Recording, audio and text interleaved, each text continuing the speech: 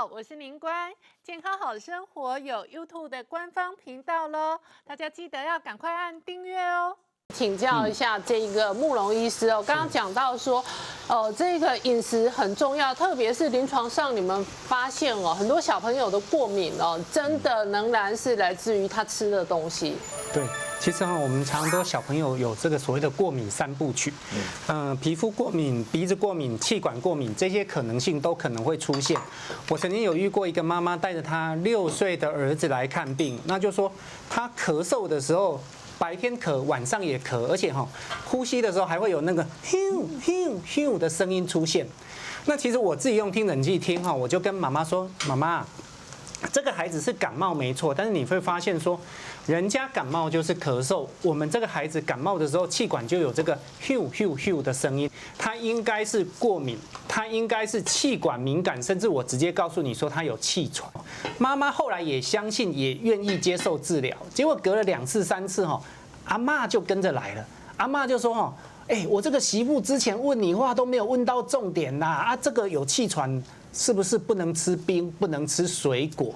我就告诉他说，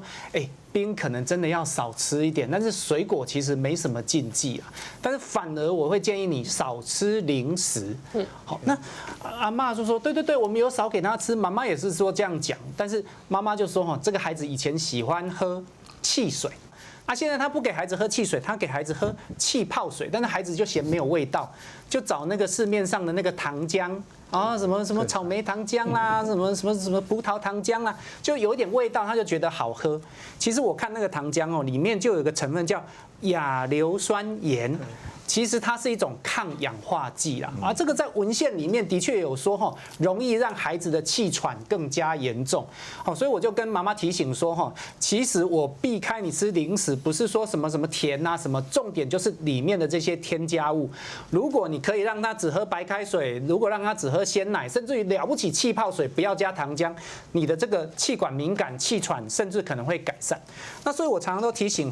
只是为了让这些食物能够保存更久的这些添加物虽然它是合法的，但是至少如果孩子是有过敏气喘的体质，可能还是避开，包括说防腐剂啦、乳化剂啦、结着剂啦、色素。然后一些抗氧化剂，为了要让它保存持续比较久一点，香料、漂白剂、调味剂、膨胀剂、粘稠剂、保色剂、杀菌剂，这些都是合法的添加物，但是也可能造成过敏气喘，还是要尽量避开，会比较安全一点。我们请教一下慕容医师刚刚讲到说，很多小朋友爱吃酱料、爱吃甜食过度的这个摄取糖类跟甜食真的会对于小朋友的健康跟发育造成影响。对，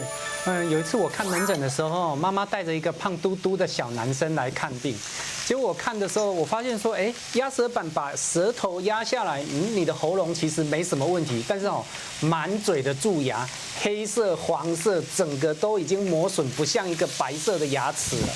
那我就跟妈妈说，妈妈，我看喉咙真的没事，但是身为一个儿科医师这个孩子的牙齿真的应该要处理了那妈妈就点点头说，对，这个问题她也很困扰了因为这个孩子这个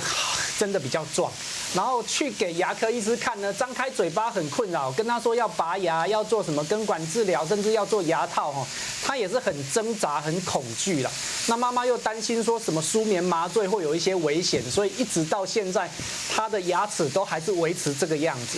那甚至我跟妈妈说，妈妈，就算你把牙齿弄好了，你还是要去找找看他为什么会蛀牙，是因为没有刷牙吗？那妈妈才自己说这个孩子很喜欢吃甜食了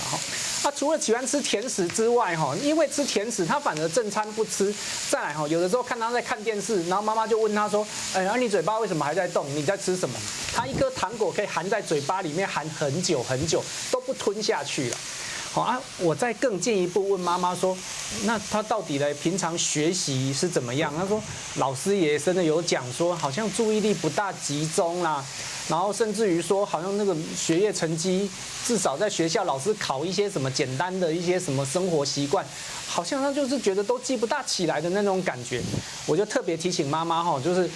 糖这个成分甜食这个成分本来就容易造成血糖的波动，造成他的这个注意力啦、学习能力的影响。再加上你看它含在嘴巴里那么久，蛀牙也会影响。所以我这里有一个看板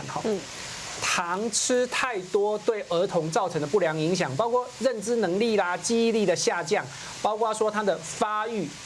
吃糖会影响生长激素的分泌，它可能最终的身高会有一些影响。然后他吃习惯甜的东西，他就觉得别的东西不好吃，所以他会偏食挑食。然后牙齿容易蛀牙，然后会容易注意力不集中，甚至于不要以为小时候胖不是胖，小时候胖，长大还是胖。那胖也不是只有胖。这个高血糖、高血脂、高血压，这是后续都可能造成的影响。